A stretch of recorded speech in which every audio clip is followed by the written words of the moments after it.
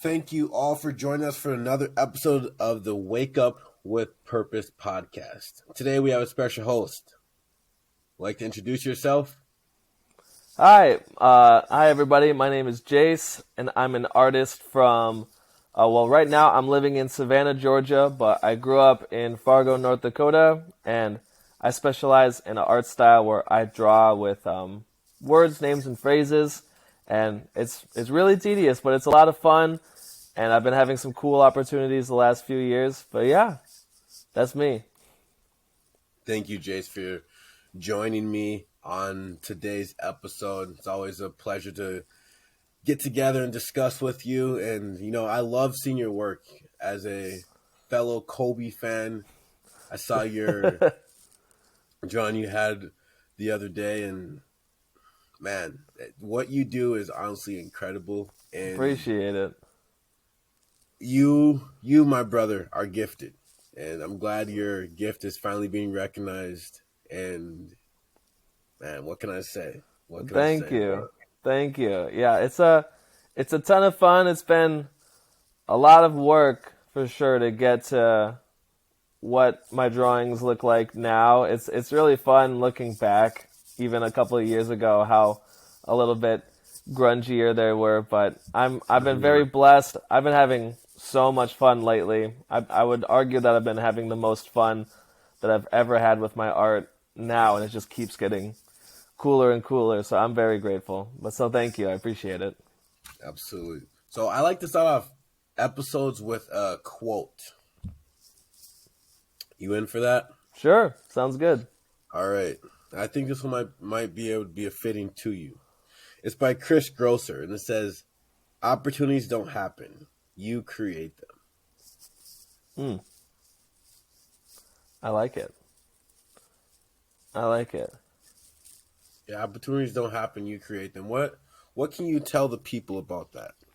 I think the biggest thing for me that I think has led to my success in the art world is my willingness to put myself out there. A few years ago, so I've only been drawing for about 6 years now. Is when I started taking it a little bit more seriously, and so I was just I took an art class at the college that I was attending. I did 1 year of school at NDSU, and I didn't really want to pay for it anymore. But my second semester, I took a Foundations of Drawing class, and the teacher was just like, if you draw every day, at least 15 minutes, you'll slowly over time get good eventually, which I feel like is true with anything you want to apply yourself to. And so I was just kind of just grinding away, doing my little drawings every day. And our buddy Travis was like, "Hey Jayce, you should start posting your art. It's pretty cool." I'm like, "Oh, maybe I will." And so finally I started doing that. And once I started posting, I realized that there was a little bit of interest in my art. And then a couple years later, I was working at a Starbucks at the time, and my coworkers were like, "Hey, you should start posting on TikTok. Who knows? You might pop off." Because at the time I was a little bit in between styles of what I wanted to figure out, and so I was just kind of experimenting.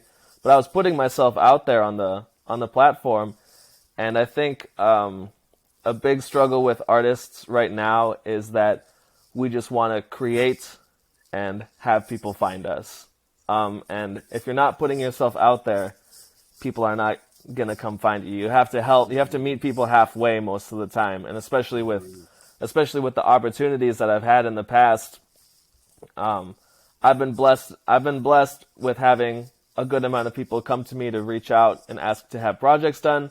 But that's because I put myself out there. I try to put myself in the right, circumstances to get my work shown. But yeah, I think that's a huge thing for anybody aspiring to, kind of push their personal goals forward. That make sense? Yeah.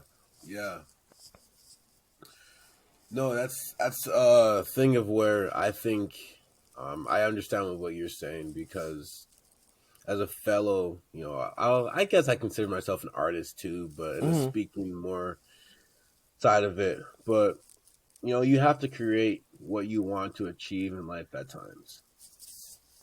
Totally. Like you said, you have to meet people halfway. You can't just expect people to come to you all the time. You can't expect people to get the job done for you. You can't expect to get noticed or to have opportunities happen if you're just showing it to your family members.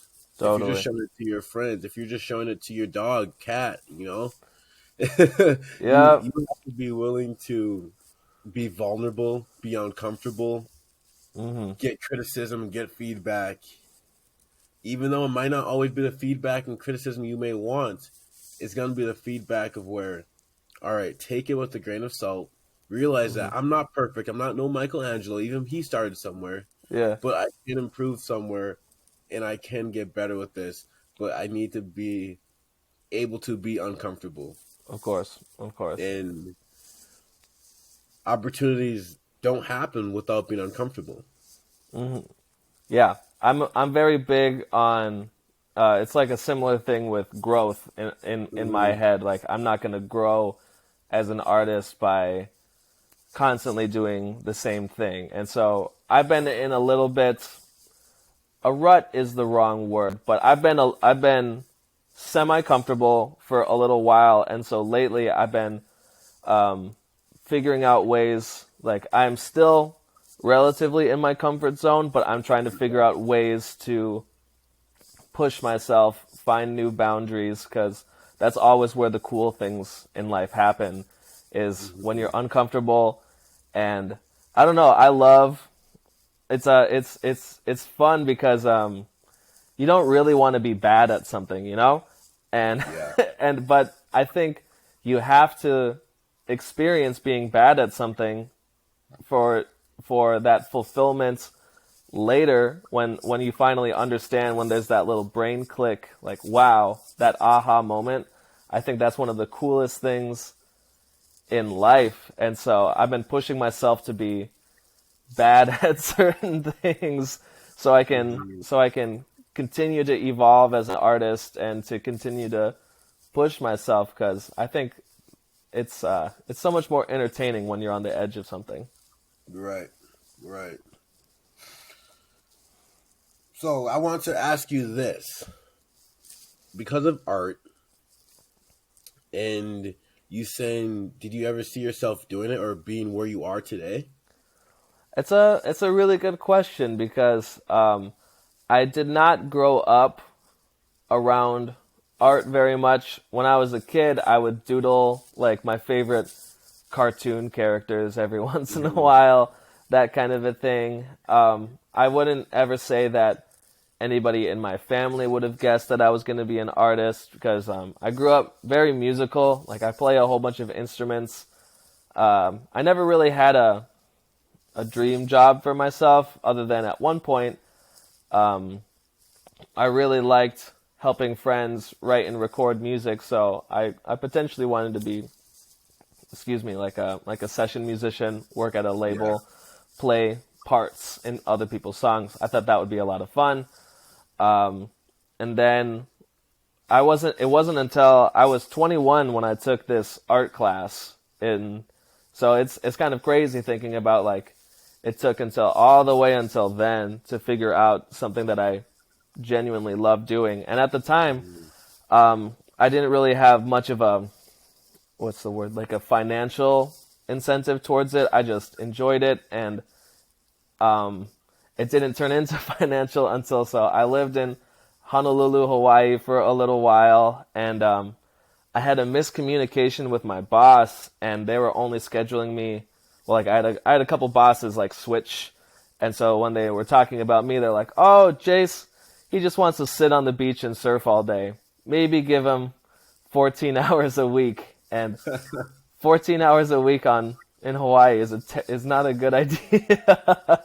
And so my safety net and my savings went from like an okay amount to I had less than $30 in my bank account, and I was like, this is not good at all. I was very much freaking out. And so I had some people saying like, oh, you should try to maybe do something with your art stuff, see if anybody's interested. And so I posted essentially on Instagram. I was like, hey, if anybody wants to like pay for my dinner, I'll draw you like a turtle or something like that.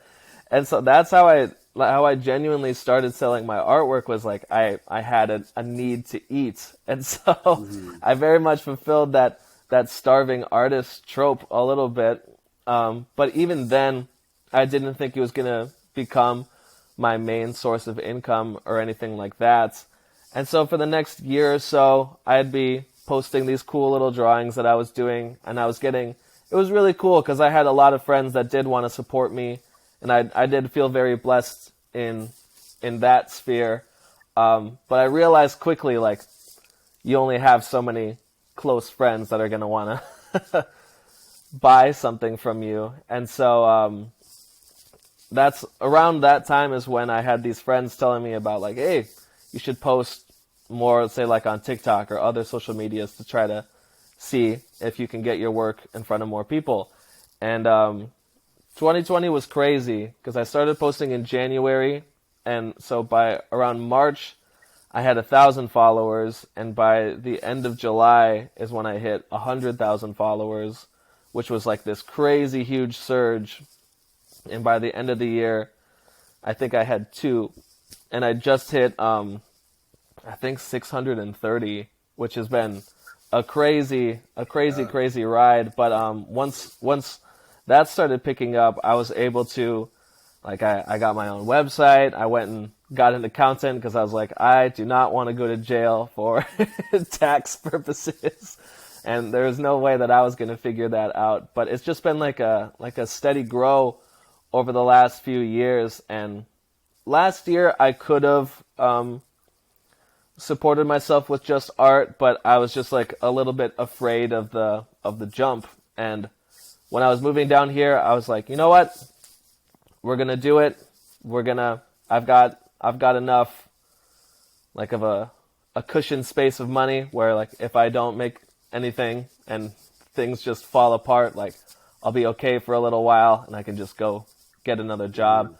And so I'm very happy that I took the jump though. I've been making some of the coolest drawings I've ever made since making the jump because I have the mental space to give myself the time and energy to go for it, you know?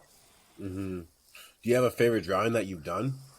I have favorites for different reasons.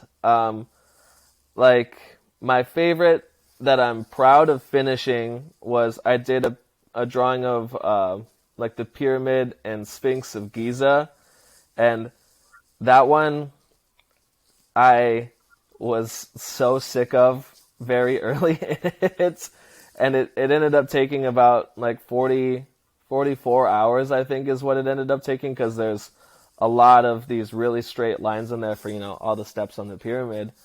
And I'm very proud that I pushed through and was able to finish that one, but like a personal favorite is always hard because like I have like a couple examples of favorites. I did a drawing of Elton John a little while ago, and I don't think there's anything crazy about it, but I was able to, like, the composition I really, really like, and I was able to leave a lot of like open space in the drawing, and I'm terrible at leaving blank space in places because it's just like you want to cover things, but I was like, no, let the drawing breathe. So I love that one. But yeah, it's always hard to pick. Yeah. Do you think that let me rephrase that. When do you think was your breakthrough moment or breakthrough drawing? It's a good question. I remember I think I would go with, okay, so there was one time, I had been drawing for about a year and a half at this point, and I'd been doing it pretty well, that 15 minute a day at least regiment, and I had just moved back from Hawaii the first time, and I was living at home in the summer. And so my drawings, it used to be, I used to draw with charcoal was my favorite thing. I would color the whole page black, and then I'd erase away to kind of reveal details. So I think it's kind of similar to when people work with marble and they're chipping away. So it's like kind of a similar thing, but less expensive, right? But so I was drawing, and it was the first time I entered that that flow headspace. Like, when I feel like it's especially common with creative people, but you can apply it towards anything. Once your mind is like fully present, fully in the zone, and your body is listening to what your head is telling you what to do. And so I remember just sitting, and I'd been sketching for like an hour or so, and I just had like the base of where the nose was going to be and a little bit of the eyebrow, and I was like, I've got it. And for the next like it was funny because I started at like 7, and I was just drawing, and I was just completely present with it. And about 3.5 hours passed, and I was like, shoot, I didn't eat dinner. And so I stepped up, went and made some food, and sat back down, and like that creative moment was gone. But I like looked down, and I was like, wow, like I can actually make something that I feel is significant, and something that I think is really gorgeous. And I had made some cool drawings before then, but I didn't ever have a wow, this is cool. And I remember thinking at that moment, like, I think I might have something here. And so eventually with that drawing, I did eventually finish it, but it took me a while to figure out how to get back into that headspace. And so now I love the style that I draw in, because you have to be really focused for most of the time, because you're drawing with words. So you kind of have to be very present, knowing what you're spelling, what letters you're writing. And so the amount of focus that you have on it helps you get into the zone really quick. And so once I found that out about this style, I was super hooked. It took a few drawings for me to get the hang of shading with the words, because it's a little bit tricky. But yeah, it's been a really cool journey. Yeah. Yeah, that's beautiful, brother. Thank you. I saw that picture of Steph Curry and him getting that received to him. How did that happen? Gosh, that was so cool. So essentially, I was in the middle of like a really big art high for a bit. So I was like, things were going really well at the time. I had just done a big project. If you saw the one where I got to go to Times Square, and one of my drawings was displayed up on one of the big billboards, which was insane. But so I was on that trip, and I get an email from somebody, and I like look at it. I was just glancing at it, and it was a guy. He was saying like, "Hey, I love your art. I'd love for you to do a drawing of my grandson, or not my grandson, like my kid's cats, like my kid and his family's cats. Also, I'm a part owner of the Golden State Warriors, and would like you to draw Steph Curry as like a celebration of him breaking the 3-point record." And I'm just thinking in my head, how are we not leading with that I'm a part owner of the Golden State Warriors? And so I'm just like, hi Bob, nice to meet you.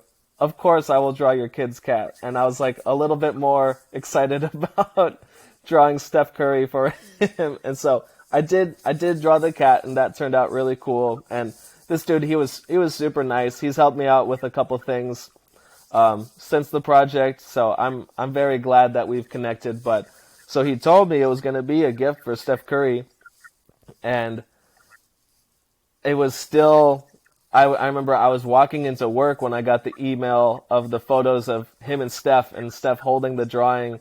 And I was just like, still, no way this is real right now. I was just flabbergasted. Oh my gosh, that was so cool. I was like, nobody better be mean to me at work today, otherwise I'm leaving. um, but That's yeah, awesome. it was a really cool experience. That's awesome. That was really cool to see, and just I know like the something like that does not come around all that often, and that's like a Hmm. dream come true kind of moment, especially with a guy like Curry who's very respectable Of and course, honorable in the world. So that was I loved seeing that. I love hearing about that, and that's just hmm, it makes you keep on going. It energizes you, totally, and totally. A lot of motivation yeah. after those ones. Do you have a do you have like a goal list of people you want to be able to get your drawings to, Um, or do you just kind of have like a if it happens, it happens? I'm probably a little bit more on the if it happens, it happens mindset. The main goals that I do have currently are I want to try to. So I've worked with the NHL a couple times. Like I've done a few drawings for them, and I really want to work with whatever league, preferably like I like basketball a lot, so I would love to work with the NBA, and so I want to pitch the idea of doing live drawings during like before games at like during either the playoffs or the finals or like the All-Star game. So like the idea would be like me posted up when all the people are walking in, drawing two players, like one like star from each team, kind of like facing off is the idea. And so throughout the playoff series, like the drawings just like slowly getting further done every game. And so I really want to be able to try to do more live events like that. And then the other big goal is I've been working larger and larger with my art, which has been fun. So I started off doing like little 11 by 14 drawings, and I've been working larger and larger scale. Like right now I'm drawing a 24 by 36 inch LeBron James, and that one's going to be crazy because it's huge. Um, and so I've been wanting to work large, and the idea behind it is I really want to work for airports and do like big murals in airports with this word style. And so I'm figuring to myself like I have to prove that I can work at these larger scales, and then once I get that going, like airports they always got an ugly wall somewhere that they got to fill up. They do. Like I remember the last time I went through I think I heard the Minneapolis one is already getting fixed up, but they had an ugly area once they added a new section. So I'm like, Yeah. they're always growing, and yeah, so that's a big goal of mine is to do a huge piece. It would probably take me like a month to make it, but that's like the fun thing is I'd get to live in whatever city that is for a month. So it'd be Hmm. pretty sick. Yeah, that's really cool. That's really cool. Are you looking forward to LeBron breaking that record so you could get a Yeah. LeBron in? Yeah, so I've been working on it for the past week or so now. I'm actually I've got a few commissions lined up for some pretty cool names, but I was like I'm having to wait for my canvas boards to come in for that Hmm. to start, and I was like, "Oh, this is perfect timing. I haven't drawn LeBron in like a couple of years, and I just want to see what I can do."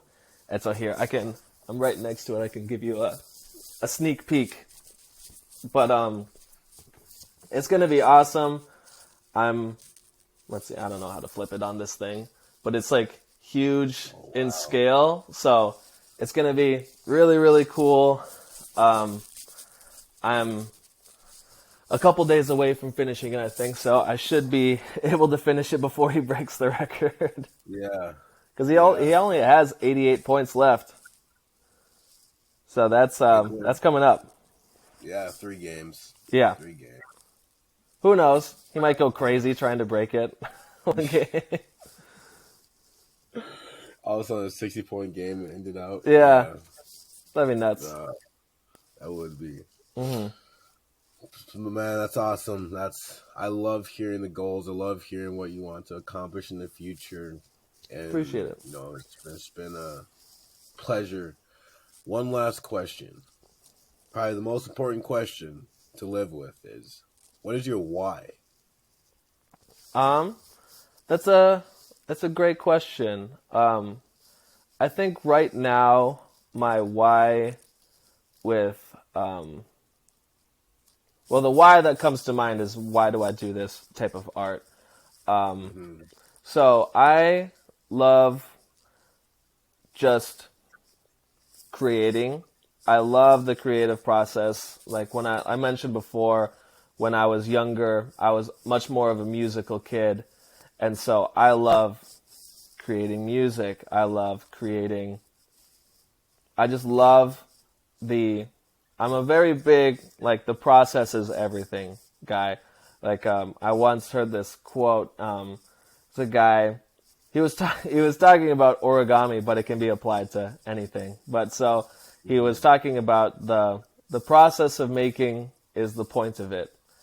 Because like so much of the time, especially with art or especially with music, you just get the final product as like as an observer. You don't, you miss so much of what went into it and what made this song so like meaningful to the artist or meaningful to the guitar player. Like the amounts of trial and error and like pain that has to go into it, or even say with athletes, like the amount of hours that they have to spend preparing for these moments. Like we think of Kobe Bryant in the gym Mm-hmm. 24/7. Like we just see his games, or we just saw his games. We didn't see the 10,000 hours of work that went into him making his last shot as an NBA athlete. We didn't see all of what goes into it. And so for me, it's really interesting because I could almost care less about what the final product looks like. I care more about enjoying making something. And what was I thinking of? It just slipped my mind a little bit. Yeah, like obviously I care that the final product looks good, but most of the time what you create will either like be good, look good, or feel good if the process of when you were making it felt good. Like if I go into creating something with a bad attitude or a bad state of mind, the odds of it being a rough looking drawing or a rough looking final product are really, really high. Yeah. So I take this kind of aspect and approach, and I do my best to apply it to as many areas of my life as I can, of enjoying being in the moment, because it's like it's hard, because it's like it's either that or you're living in the past or you're worrying about the future. So I'm very be in what you're doing. Does that make Mm-hmm. sense? Yeah, be where your feet are. Mm-hmm. Be where your feet are.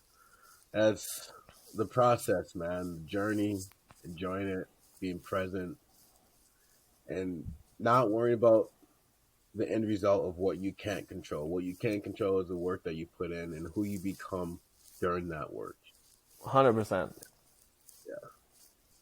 I love hearing all this, man. I love hearing your story. I love hearing where you started, how you started, where you're going, where you currently are, and where you'll continue to go.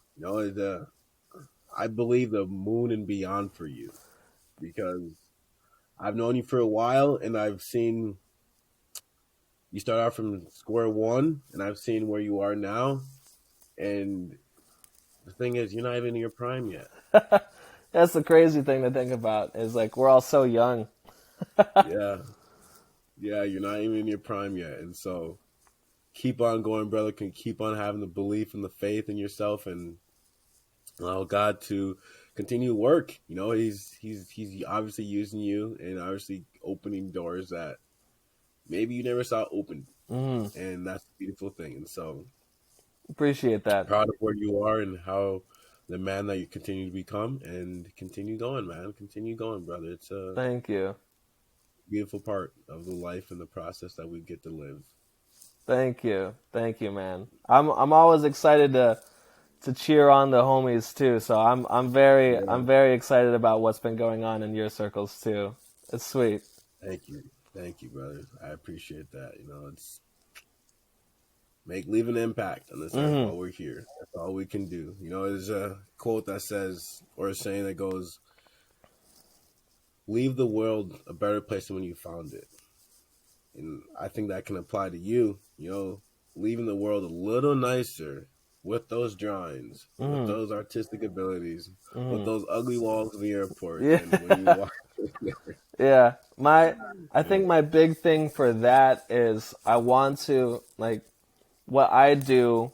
I see so much um, like a comment that I see so often is like, "Wow, I had no idea like that was even possible." And so my huge, I think, um, I think a little bit of what my responsibility is to like encourage people to try to rethink what is doable, like um, just uh, inspire people to like rethink what is doable. And so Mhm. um, in my sphere is obviously towards art, but I want people to rethink what's possible with anything. So I think Yeah, it's a cool driving force.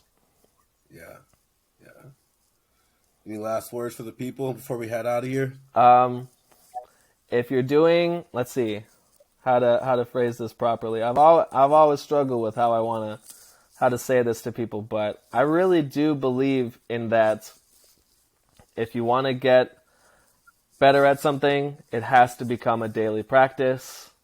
Like say with my art stuff, it was 15 minutes a day.